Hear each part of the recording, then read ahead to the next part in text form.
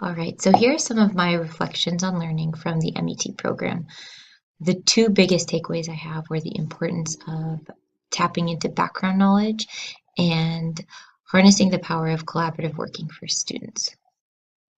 An example I have of this is my ID project from 503.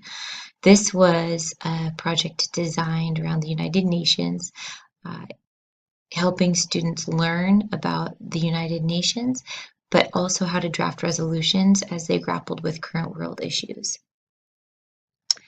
To drum up some background knowledge, what I did was start with a slideshow, powerful images from current world problems that we have today, hoping that these images would spark maybe some background knowledge students have from previous learning or news that they've seen. And then I also had the students draft their first resolution about a problem that we were having in the school. So they were able to use that experience and then take it to write resolutions the rest of the semester. Working collaboratively for students was something that I was a little scared of before the MET program, before understanding the power of it. In 502, I designed a jigsaw for the regions in Washington State, and students broke out and worked collaboratively to become experts on different regions in Washington State. They then had to share out all that they learned from that. Another example of collaborative learning that I tapped into was using DIGO for my 7th grade reading intervention students. That's something that I will definitely take with me. I loved learning how to get students to work collaboratively at many points in the learning process.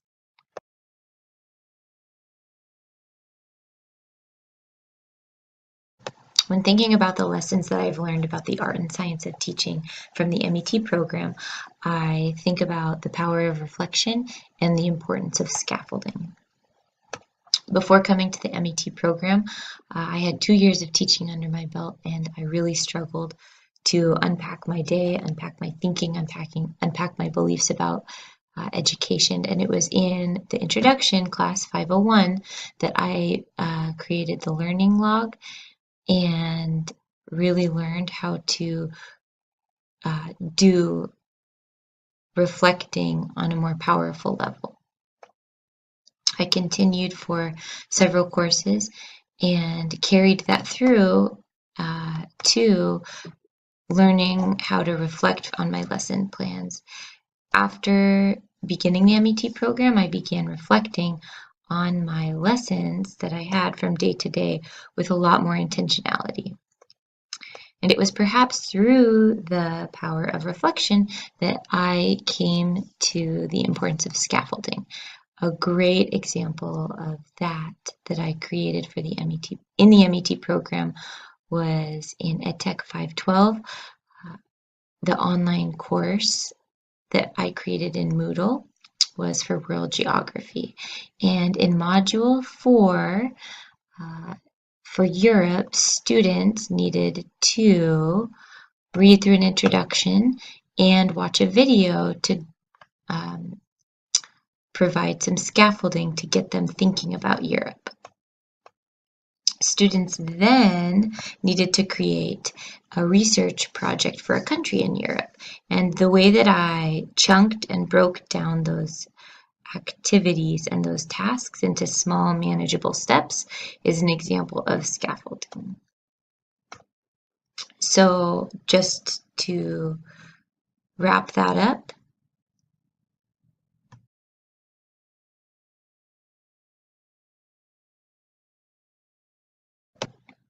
the lessons I'm taking with me around the design and evaluation of instruction from the MET program will be the importance of instructional goals and how to conduct an actual evaluation, which I had never come across prior to entering the MET program.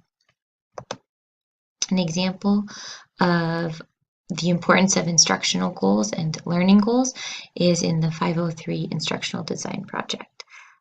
that I designed for 7th grade students about the UN. The learning goal had students learning basic information about the United Nations and being able to create a resolution by the end of it. I broke that learning goal down into 10 objectives, and every learning activity and assessment was mapped back to that learning goal. I had never broken down a task to such a specific detail. I've used this in my classroom since, being much more planned and detailed about how every single action maps back to the learning goal.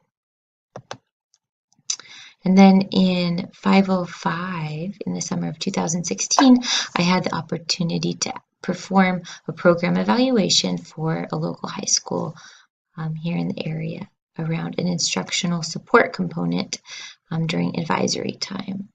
And this was interesting because I had never come across I had never done an evaluation before, and I learned that the power of following the decision-making model guides the process. I was able to meet with the program coordinator and discuss the objectives of the program, who was involved, and I experienced gathering data for that and analyzing it, and was able to make suggestions to improve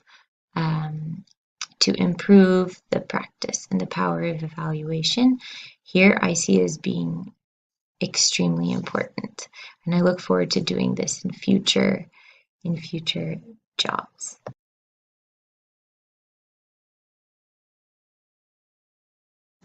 All right, for lesson 4, thinking about the takeaways I have about networking and collaboration from the MET program would be the ability to identify my own personal learning environment and how to use social networks for professional development and collaboration, which I had not done prior to the MET program. An artifact I have is the representation of my own personal learning environment from 543. And like I said, I had never been able to identify them before. I didn't know how it all worked, but seeing it mapped out and thinking about it made me much more intentional about the organizations I was a part of and also how I used them.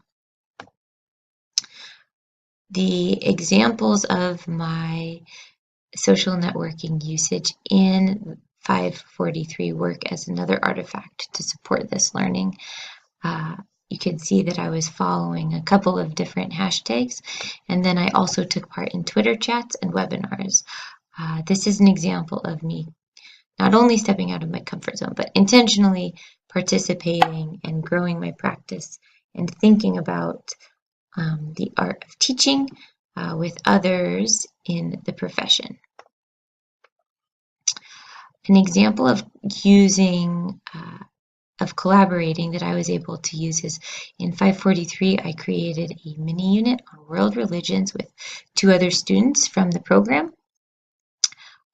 This was a great experience for me because we were able to put together a pretty sound mini unit in a short amount of time, though we were in 3 different cities, 3 different time zones, and we were more productive than I had been with some of the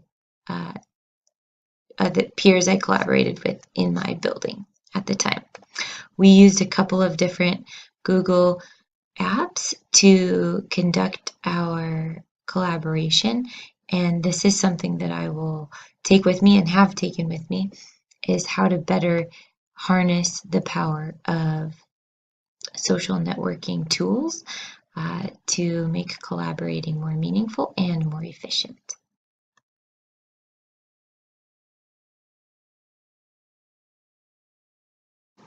All right, for lesson 5, the research practice connection, my takeaway from the MET program is that my appreciation for research has grown, and I have a better understanding of how it really does improve the practice of teaching.